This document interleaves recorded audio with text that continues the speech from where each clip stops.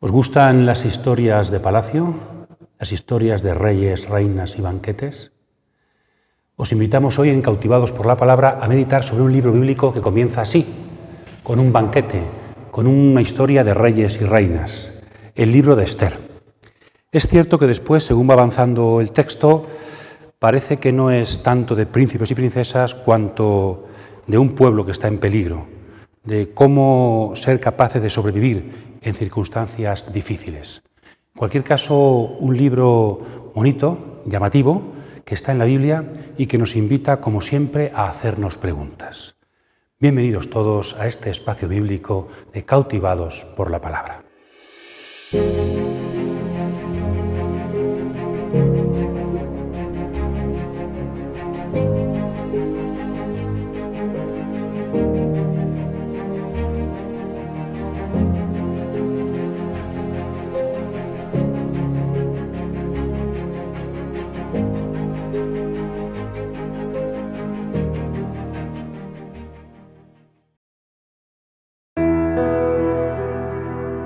Esto sucedió en tiempos de Asuero, que reinó sobre 127 provincias desde la India hasta Etiopía. Tenía su trono en la ciudadela de Susa. El año tercero de su reinado, el rey ofreció un banquete a todos los jefes y cortesanos, a los oficiales del ejército de Persia y Media, a los nobles y a los gobernadores de las provincias. Durante mucho tiempo, a saber, 180 días, hizo ostentación de la magnífica riqueza de su reino y del grandioso esplendor de su majestad.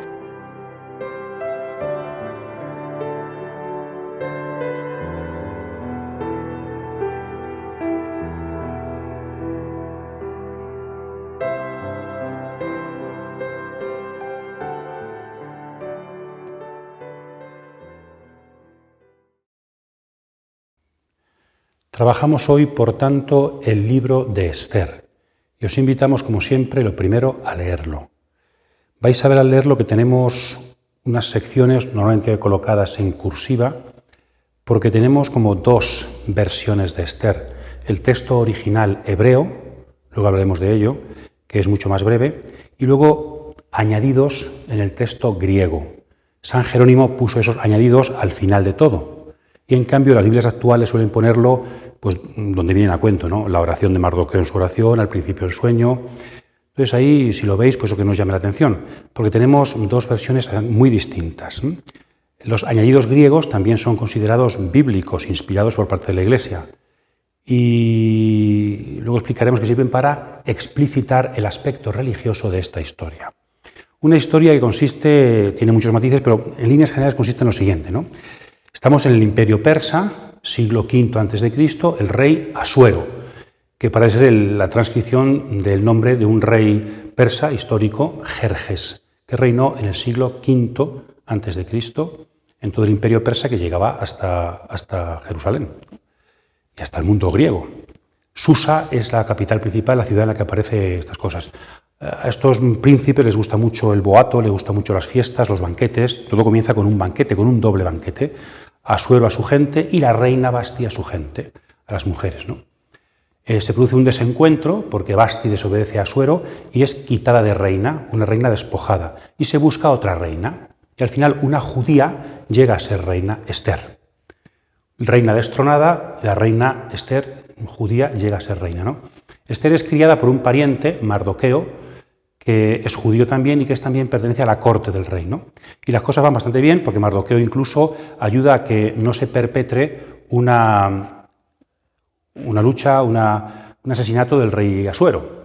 Pero a todo esto comienzan los problemas introduciéndose un nuevo personaje, Amán, que se convierte en el primer ministro de Asuero y como Mardoqueo no se inclina ante él, por envidias, va a querer aniquilar no solamente a Mardoqueo, sino a todos los judíos. Y con engaños y con dinero consigue que el rey Asuero promulgue un decreto, todo el imperio asirio, todo el imperio persa, para que los judíos sean exterminados en un día concreto, que se echan suertes sobre qué día. Y comienza aquí un poco la reacción, ¿no? Mardoqueo entonces invita a Esther, pide a Esther que interceda ante el rey, que se juegue la vida, porque la reina tenía en su harén tenía poco acceso al rey, pero que se juegue la vida para interceder. Al final las cosas van avanzando de tal forma que se cambian las tornas, las suertes se cambian. Al final Amán, que intenta matar a Mardoqueo, es ejecutado en la horca que preparó para Mardoqueo, y el exterminio de los judíos, gracias a la reina Esther, consigue que Asuero pues defienda a los judíos e incluso promulgue un decreto donde los judíos pueden vengarse de aquellos que querían matarlos a ellos. Es las cosas al revés, ¿verdad? El cambio completo de toda la situación. Esa es la historia del libro de Esther, que nos sitúa en el mundo persa. También los nombres importantes nos recuerdan ese mundo. Tenemos 4 nombres de dioses que se parecen mucho a nuestros nombres de los protagonistas. Marduk e Ishtar son 2 dioses, masculino y femenino, del panteón babilónico. Marduk, el principal de todos. Marduk, Mardoqueo.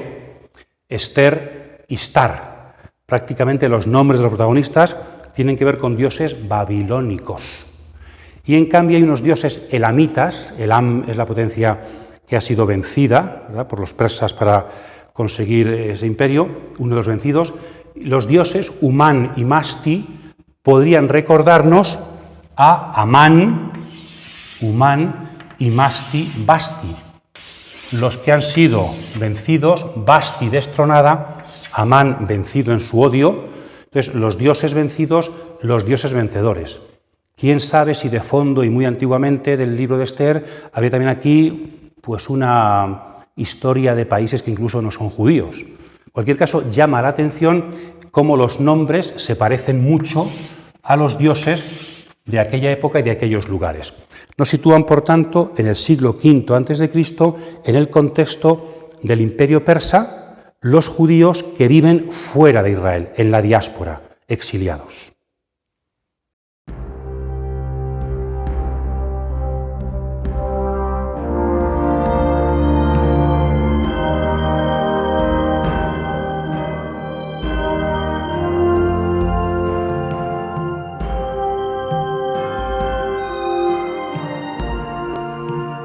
¿Cuál es el género literario del libro de Esther?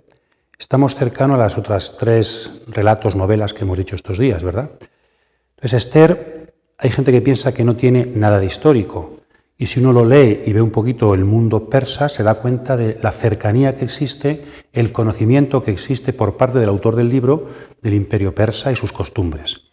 Entonces, ¿tiene una base histórica fuerte el libro de Esther? Ciertamente sí. Ahora bien, ¿se trata de un relato histórico que nos cuenta una cuestión histórica? Eso ya es más difícil. Seguramente, así dicho, crónica histórica, no. Quizá basado en ciertos datos históricos de peligro de los judíos, pues se compone este texto, seguramente siglos después, en la época helenística, en el siglo II, quizá antes de Cristo, o III, para eso, contar una historia del pasado, un relato del pasado, para que los judíos tengan esperanza en el presente. De hecho, como en Judith, aquí menos, pero como en Judith también un poquito hay algunas licencias históricas. Mardoqueo, por ejemplo, se nos dice que fue al exilio con Jeconías, el rey de Jerusalén, año 598 a.C. Y en cambio vive, y la trama sucede, en el siglo V, año 460 a.C. Claro, más de 100 años después. Es muy difícil que Mardoqueo coincida. Entonces, tampoco tiene pretensiones historicistas el texto, sino que quiere contarnos una historia de donde cambian las suertes. Unos judíos perseguidos que van a conseguir vencer. Podríamos hablar, algunos hablan de trama de banquete. Hay hasta 6 banquetes en todo el texto. El banquete es donde todo sucede. Otros llaman una novela de palacio. Desde el palacio se mueve la suerte, el futuro, todos los habitantes del país, ¿no?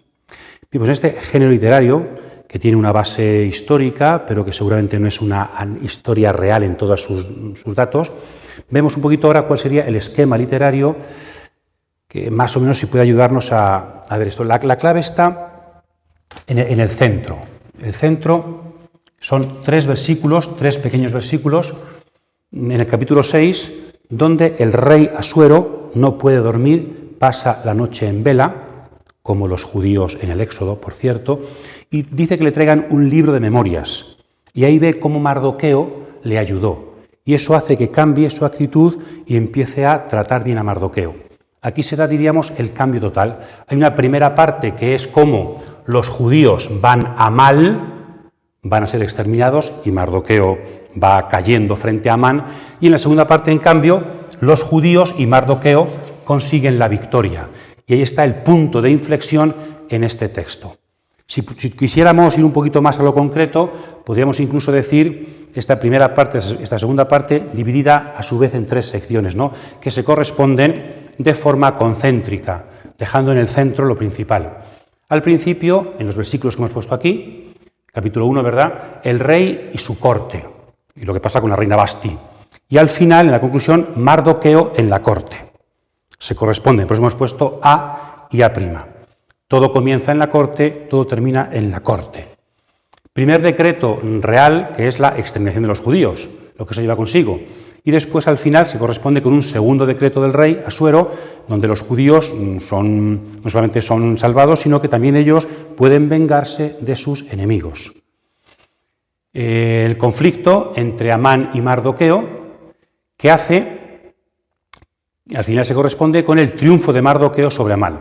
Y en el centro, como hemos dicho, esa noche en vela del rey Asuero. ¿Veis? Entonces, aquí está un poquito cuál sería el fondo de la situación y cuál es el tema fundamental del texto.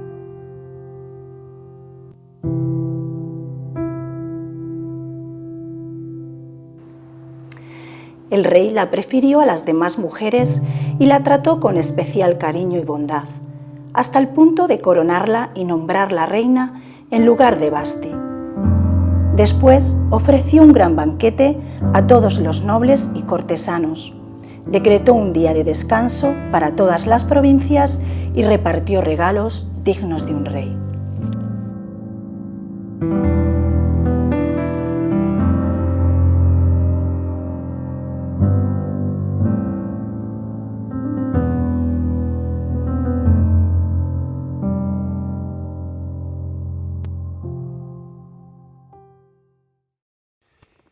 El libro de Esther y el personaje, muy especialmente de Esther, parece que está construido sobre algunos personajes del Antiguo Testamento, sobre todo 2.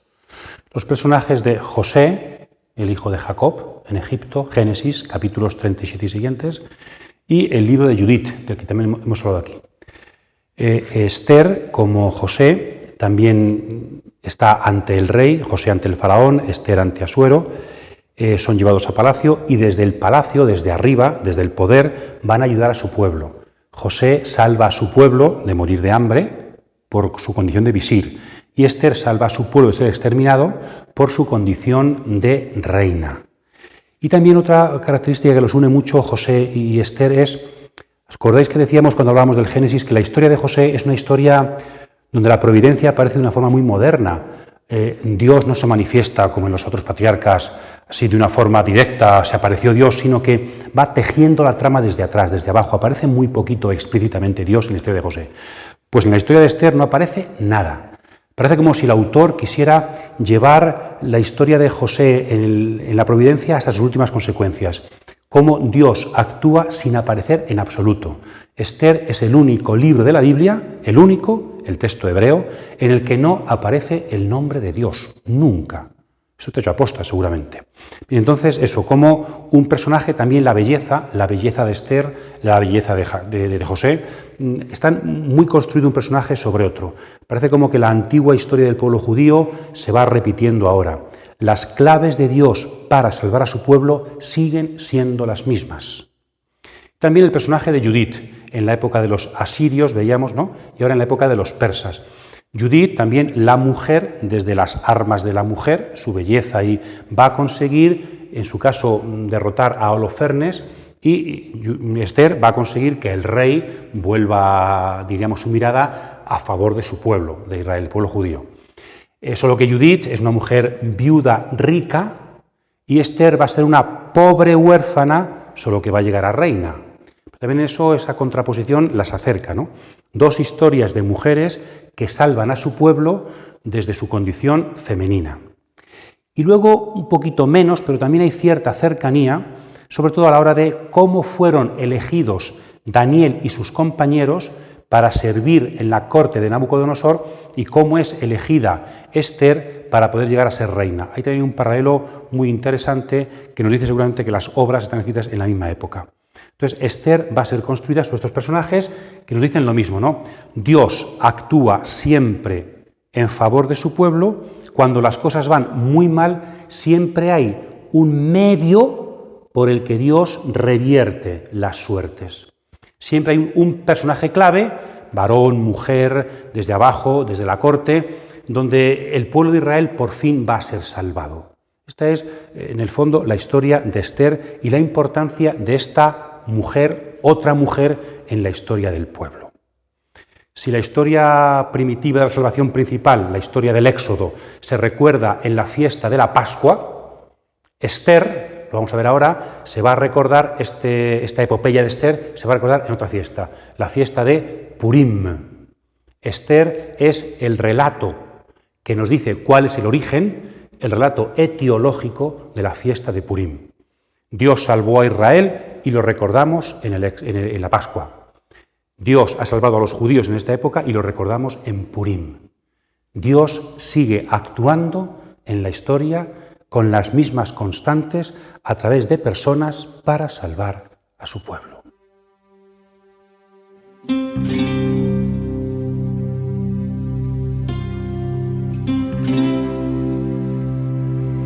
Cuando Mardoqueo recibió el mensaje de Esther, pidió que le dijeran: no pienses que por estar en el palacio real vas a ser la única que se salve entre todos los judíos. Si ahora te obstinas en callar, el auxilio y la liberación vendrán a los judíos de otra parte, mientras que tú y tu familia pereceréis. Incluso es muy posible que hayas llegado a ser reina para una ocasión como esta.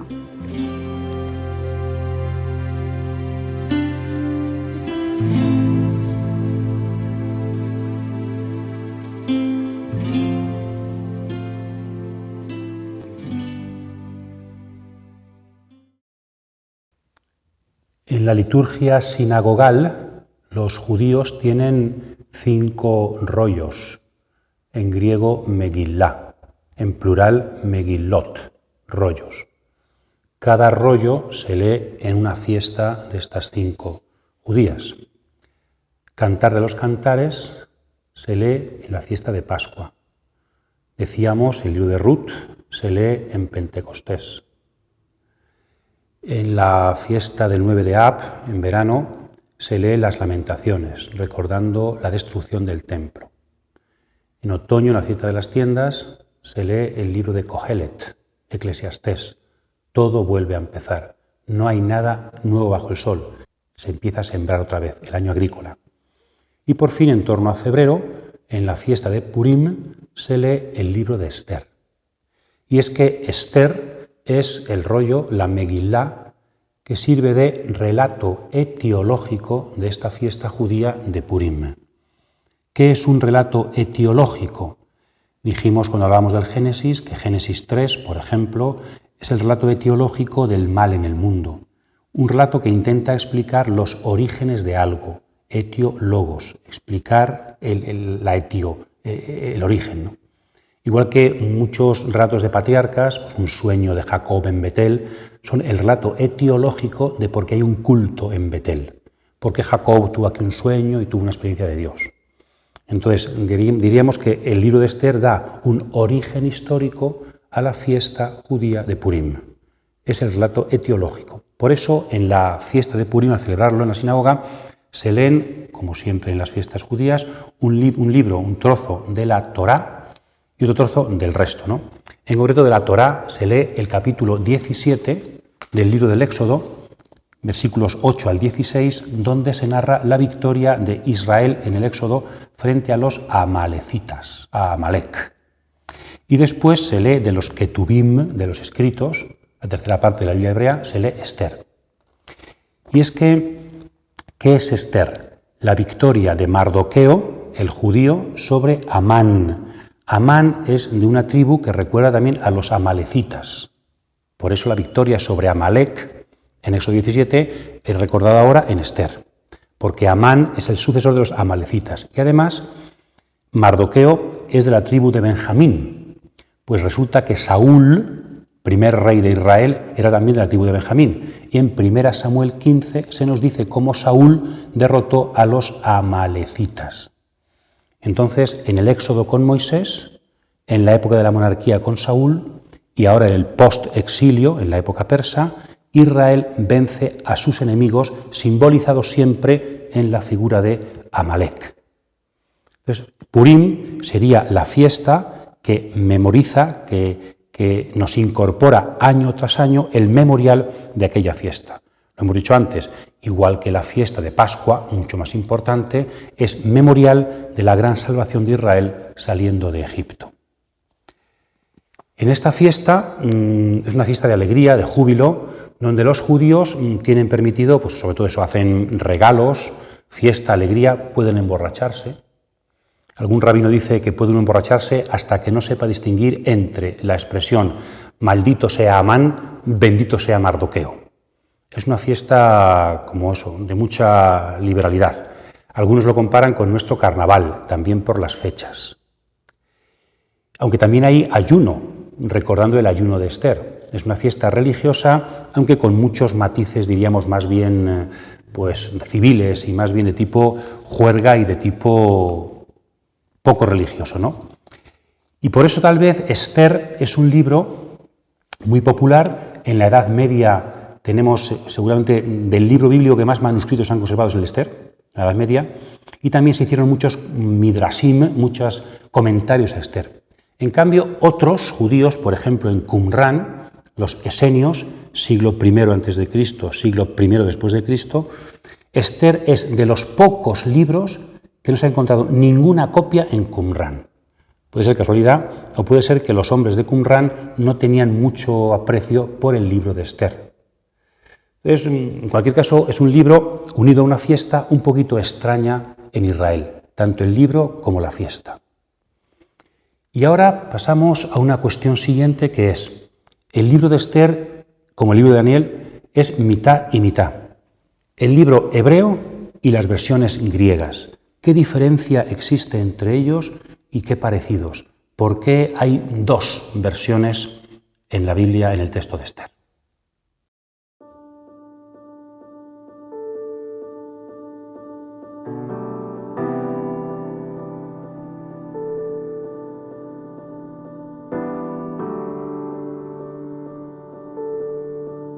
La reina Esther, hija de Abijail, y el judío Mardoqueo escribieron instando al cumplimiento de lo dicho en esta segunda carta sobre los Purim, a todos los judíos de las 127 provincias del reino de Asuero se enviaron cartas con deseos de paz y seguridad, en las que se ratificaba la celebración de los Purim, tal como habían prescrito el judío Mardoqueo y la reina Esther. Habían prescrito también para sí y sus descendientes algunas normas sobre ayunos y lamentaciones. Así pues, el mandato de Esther, consignado por escrito, estableció las normas para la celebración de los Purim.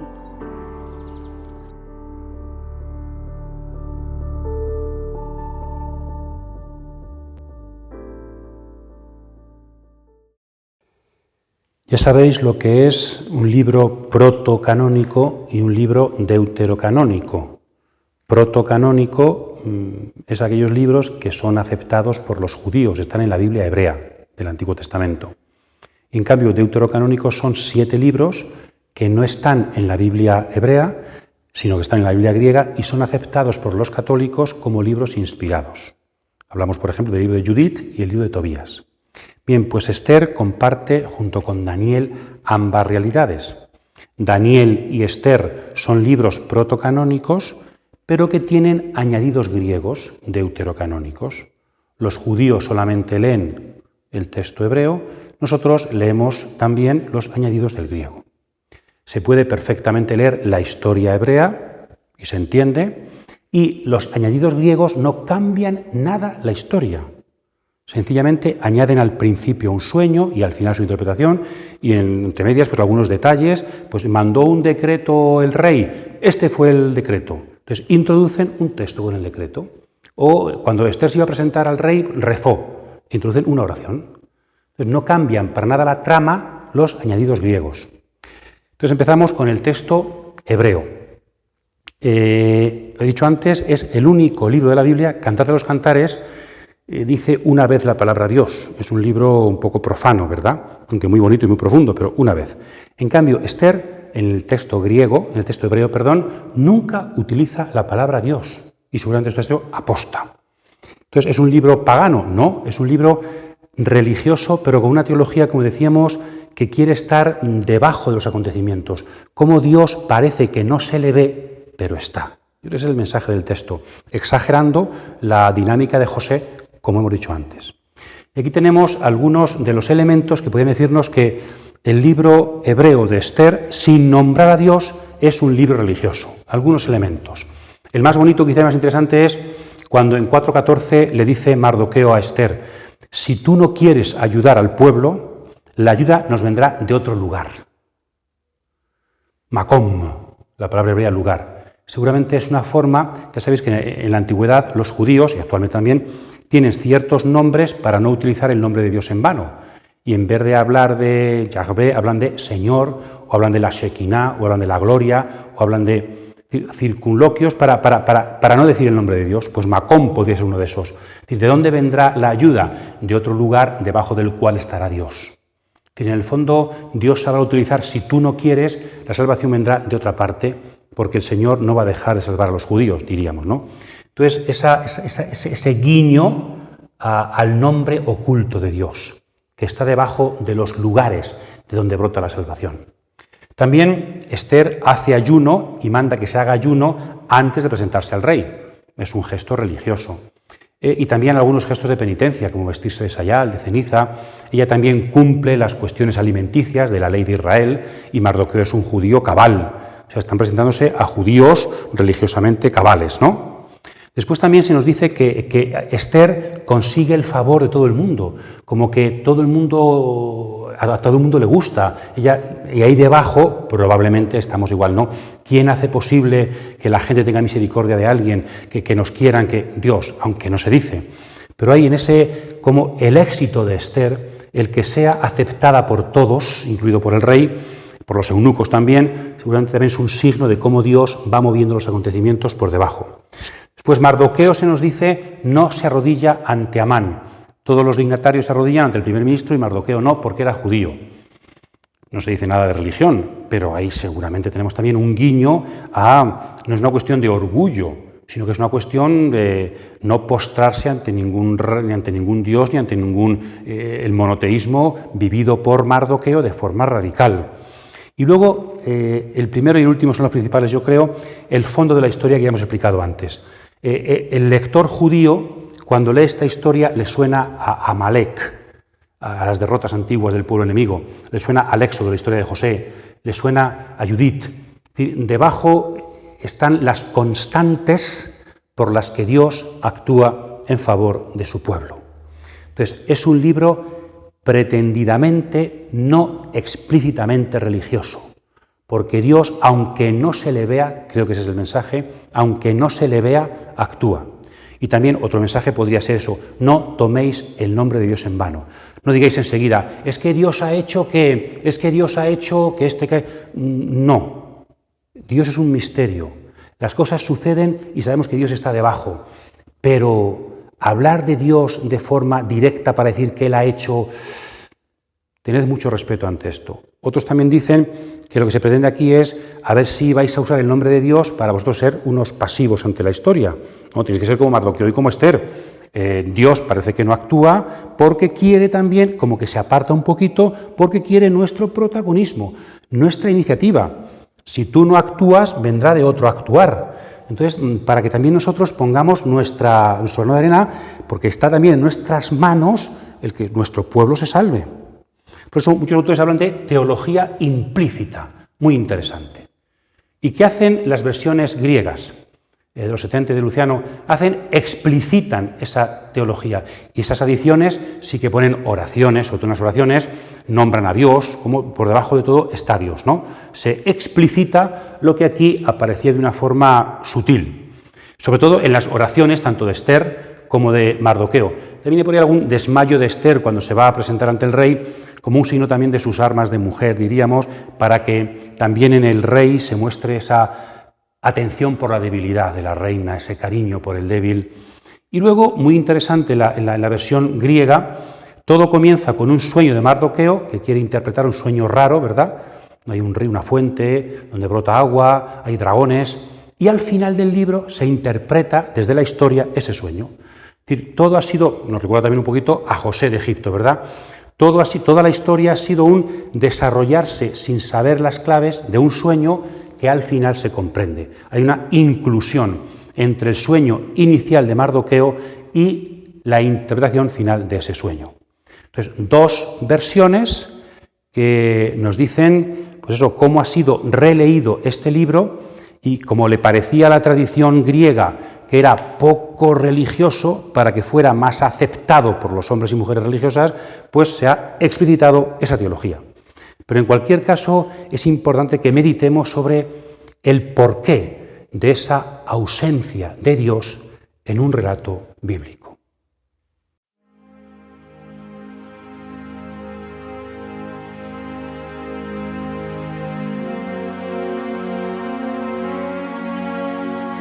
Había en la ciudadela de Susa un judío llamado Mardoqueo, hijo de Yair, hijo de Semeí, hijo de Quis, de la tribu de Benjamín. Había sido deportado desde Jerusalén con Jeconías, rey de Judá, en la deportación que hizo Nabucodonosor, rey de Babilonia.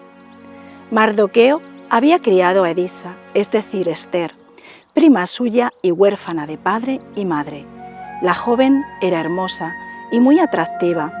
A la muerte de sus padres, Mardoqueo la había adoptado como hija.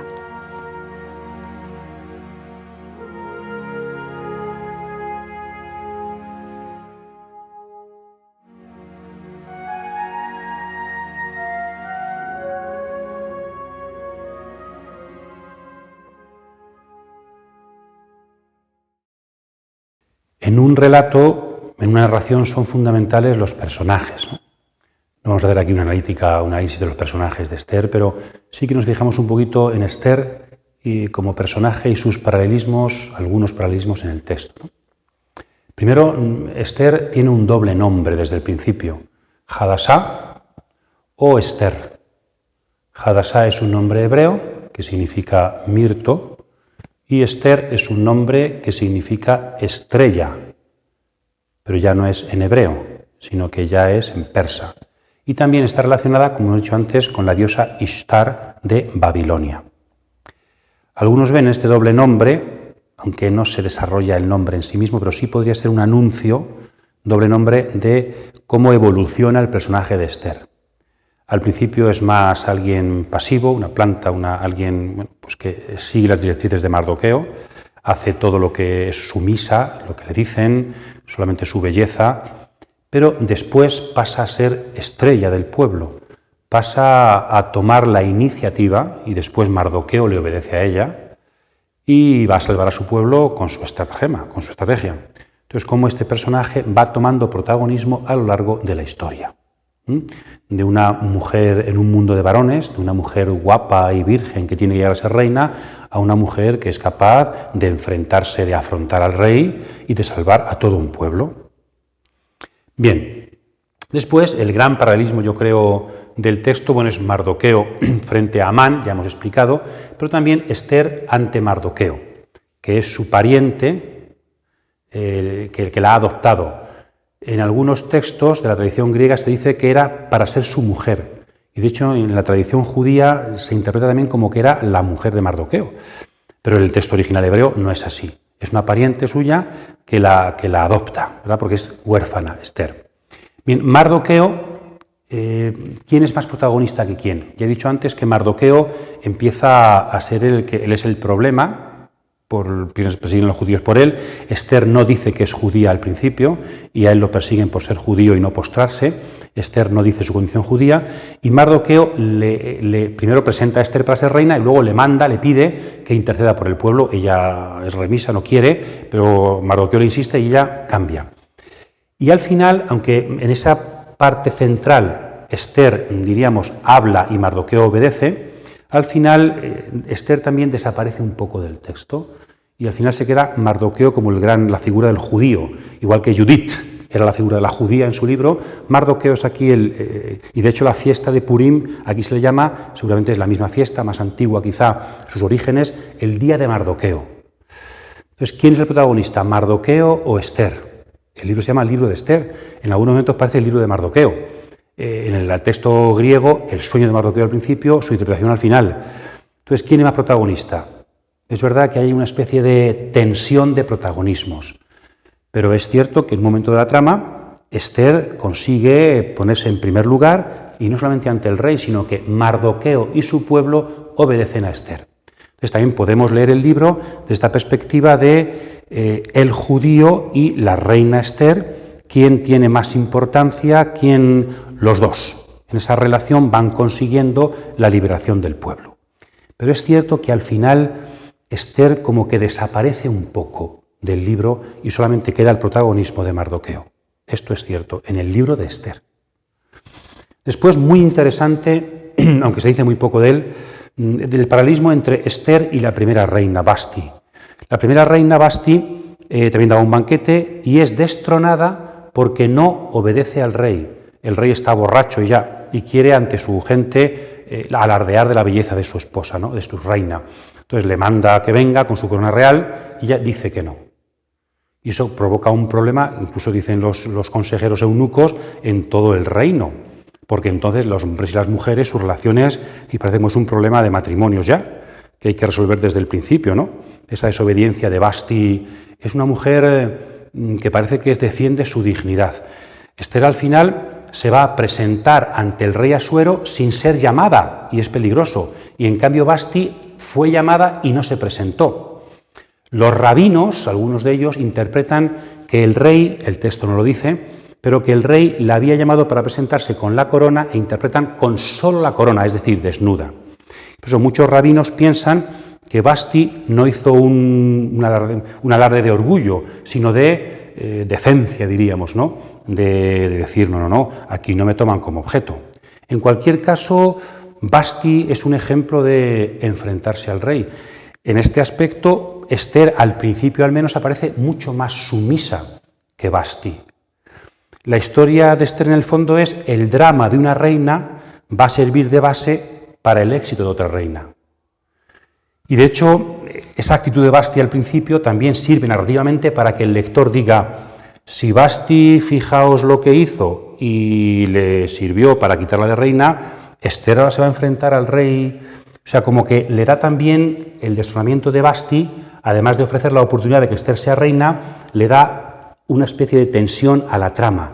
No sabemos qué va a pasar. Si sabemos cómo se las gasta el rey Asuero frente a sus reinas, no sabemos qué va a pasar con Esther. Bien, y otras cosas que se pueden ir sacando eso. La actitud de Esther, la actitud de Vasti, habría debajo también una enseñanza de cuidado con la actitud de las mujeres orgullosas. Se consigue mucho más con una actitud sutil, de fondo. Esther, ¿habría también algún mensaje de este tipo? No lo sé. Y por fin, menos importante, pero también el paralelismo entre Esther y Amán. Aunque Amán está frente a Mardoqueo, pero al final son los dos los que interceden ante el rey. Él para que el pueblo judío sea aniquilado, ella para que el pueblo judío sea salvado. Entonces, uno con sus armas, el dinero, el poder, el engaño, y otra, pues con sus armas, el banquete, un plan urdido, su belleza. Me recuerda un poquito esto al capítulo 28 de San Mateo, ¿no? Cómo también se da dinero para que mientan a los guardias. Cristo no ha resucitado. Y en cambio la fuerza de Jesucristo es la verdad y la resurrección. Entonces, cómo al final vence la belleza y el plan astuto de una mujer frente a las mentiras y el poder de una persona que odia como Amán. Entonces, leer el libro desde el paralelismo entre esta mujer y los personajes que se asocian a ella.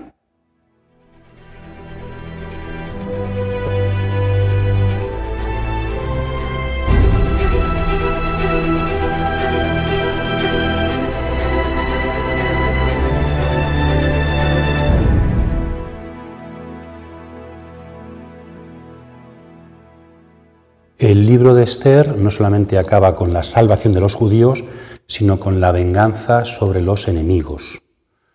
Es típico el caso individual de Amán y Mardoqueo, pero que se amplía al caso de los judíos y sus enemigos. No es un libro vengativo. Después incluso Esther le pide al rey una última petición, y es que alargue un día más el decreto para que los judíos puedan seguir vengándose de sus enemigos un día más. Me parece aquí un poco una perspectiva vengativa, como también otros textos del Antiguo Testamento, que habría que matizar y que cómo entender esto desde la perspectiva cristiana y la perspectiva humana. Y aquí quizá habría que entender bien cómo, junto a otros libros y textos del Antiguo Testamento, lo que aquí funciona es la ley del talión. ¿Qué significa eso? Significa que se revierten también las cuestiones, ¿no? El caso de Amán y Mardoqueo es muy claro. Amán busca ahorcar a Mardoqueo y se cambian las tornas. En la misma horca en la que Amán iba a ahorcar a Mardoqueo, él es ejecutado. Cayó en la fosa que hizo, dicen los salmos. Yo preparo una fosa contra una persona y luego esa fosa se vuelve contra mí. Esta es la tesis de fondo del libro. Y por eso el libro no podía acabar desde esta perspectiva solamente con que los judíos son salvados, sino con que los malvados son castigados. Amán y todos los que odiaban a los judíos no solamente no pueden acabar con los judíos, sino que ellos, Amán acaba en la horca y los demás exterminados. Es aquel que busca el mal para los demás, al final se convierte en víctima del propio mal que perpetró. Creo que esta es la idea de fondo del libro de Esther. Y esto, ¿cómo entenderlo también en una lectura actual? Y pues yo diría como dos perspectivas importantes. Y la primera es una perspectiva literaria. El libro de Esther, como hemos dicho, creo, y en esto la exégesis moderna nos ayuda, no es un libro historicista, una crónica, no está contando lo que los judíos hicieron, sino que es una historia, un relato literario que nos dice un poquito cuál es la teoría, cómo al malvado Dios hace que se le vuelva contra él. Y el libro de Esther no se escribió para que los judíos se venguen de los enemigos, sino para decir, Dios cambia la suerte de su pueblo. En el capítulo 9 dice, la situación cambió y fueron los judíos los que aplastaron a sus enemigos. La aflicción se trocó en alegría y el llanto en festividad. Lo que hace el libro de Esther es provocar la fiesta de Purim, que es alegría, no venganza. Entonces, eso, primero el aspecto literario. No nos cuenta lo que sucedió históricamente ni lo que debe hacer. No es ni historia ni norma, sino que es un relato para que nos llenemos de alegría. Siempre el mensaje es eso, el mal se volverá contra el malvado y el pueblo de Dios será liberado. Creo que hay una clave, entender el texto como literatura que sostiene los principios de la retribución, que sostiene el que a los malos les va mal, es una de las claves para entender este libro de forma correcta, no como una llamada a la venganza, sino como una llamada al no odio, a no buscar el exterminio de los demás, en especial del pueblo elegido. Y también otra segunda clave fundamental es la clave teológica y es, como dice la Iglesia, Dei Verbum número 12, toda la Biblia, no solamente Esther, toda la Biblia, todos los textos, todos los libros, tienen que ser leídos como un conjunto. Si yo cojo un libro de la Biblia y lo aíslo, no lo estoy interpretando correctamente, sino que hay que interpretarlo con respecto, es decir, toda la Biblia es un gran discurso de Dios. Yo no puedo sacar una frase de ese discurso de contexto y decir, como algunas lecturas fundamentalistas hacen. Entonces, Esther está inspirado y es verdad siempre y cuando sea leído en relación con todos los demás libros de la Biblia. El Antiguo Testamento también, porque en el Antiguo Testamento hay muchos matices de universalismo, Ruth, hay muchos matices está clarísimo. Y también, sobre todo, en esa lectura completa con relación al Nuevo Testamento, a Jesucristo. La revelación de Dios es un proceso que culmina en Jesucristo.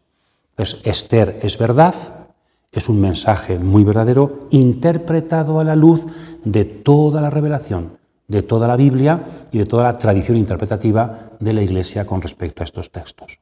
Creo que desde aquí podemos hacer una lectura ciertamente importante e interesante para nosotros. Y en concreto, eso, la parte negativa sería, la lectura negativa, pero en plan positivo, sería cuidado con los que buscan el mal.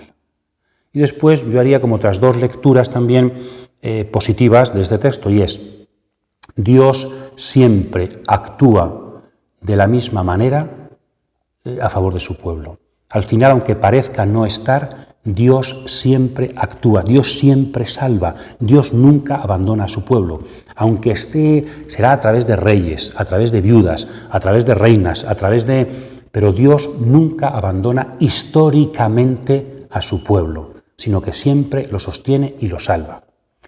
Y un segundo mensaje positivo es que Dios hace esto a través de personas concretas con nombres y apellidos. Es decir, nuestra vida, nuestra historia, incluso el llegar a ser reina, no es algo para mí, sino que Esther llegó a ser reina para poder salvar a su pueblo, igual que José llegó a ser visir para poder salvar a su pueblo. También mi historia personal y el lugar en que la vida y la profesión me sitúe seguramente tiene que ver no solamente con mi éxito personal y mi esfuerzo, sino con una posición en la que Dios me ha puesto para poder bendecir a su pueblo. Y por eso es importante que Mardoqueo, que nos digan, el Mardoqueo de turno nos diga, actúa, Esther, cumple con tu responsabilidad. No es suficiente con que vivas cómodamente como reina, sino que en tu posición de reina, allá donde estés, luches por tu pueblo, luches por el bien de los demás. No digas, bueno, mientras a mí no me toque, como la gente no sabe que yo soy judía, si exterminan a los judíos, no. Comprométete para que los demás sean salvados. Este es el mensaje, yo creo, también muy importante de este texto. Dios actúa a través de personas concretas que se esfuerzan con su libertad por pensar en los demás y se atreven a arrostrar los peligros buscando el bien de sus semejantes.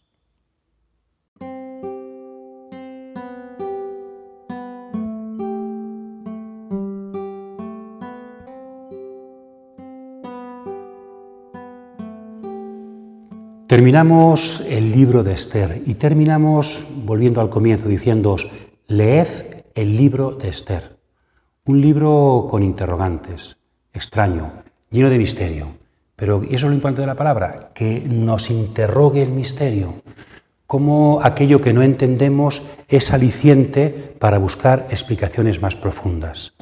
Esta mujer, como tantas otras de la Biblia, ha conseguido llamar nuestra atención para decir, Dios está en lo pequeño, pero también en lo pequeño que llega a grande, reina. El libro de Esther, interrogantes y respuestas de un pueblo que en todo busca al Dios escondido, que sabe que está en sus manos. En Esther también aprendemos la importancia del relato y la fiesta. Las fiestas sirven, con su alegría, para recordar la historia, para no olvidar lo que fuimos. Leemos Esther y lo celebramos para seguir creyendo en el Dios que salva a su pueblo. Y aquí, muy importante, lo decíamos al principio, el centro del libro, el capítulo 6, la memoria. Porque el rey Asuero lee las memorias del reino, se da cuenta del bien que hizo Mardoqueo. La memoria aparece dentro del texto, dentro del relato, y es la clave para solucionar los problemas. Y la memoria aparece fuera del relato. La fiesta es memoria de lo que los judíos vivieron. Entonces, la memoria dentro y la memoria fuera es la clave para comprender la salvación de Dios. Que seamos hombres y mujeres de memoria, que seamos pueblo para quien leer nos recuerde de dónde venimos, quiénes somos. Cuando parece que todo va mal, no, que recordemos que Dios actúa, Dios salva. Y con eso terminamos esta sección dedicada a las 4 novelas, relatos sapienciales del Antiguo Testamento. Hemos profundizado en Ruth, en el libro de Judith, ¿verdad? Tobías y Esther. Qué parecidos, qué diferentes, la importancia de las bodas, unas más exogámicas, como Ruth, también Esther, otras más endogámicas, como Tobías, la importancia de la mujer, la importancia de los sencillos, la importancia de la salvación donde no se esperaba. Los relatos nos sirven para abrir perspectivas. La palabra de Dios también se ha hecho relato, para que contando historias nuestra vida tenga nuevos horizontes. Cautivados por el relato, cautivados por la palabra, cautivados por el Dios de la historia que sigue diciéndonos, confiad, leed historias del pasado y vivid intensamente vuestra historia presente, viendo a Dios en los acontecimientos y sembrando un futuro de esperanza. Feliz semana a todos.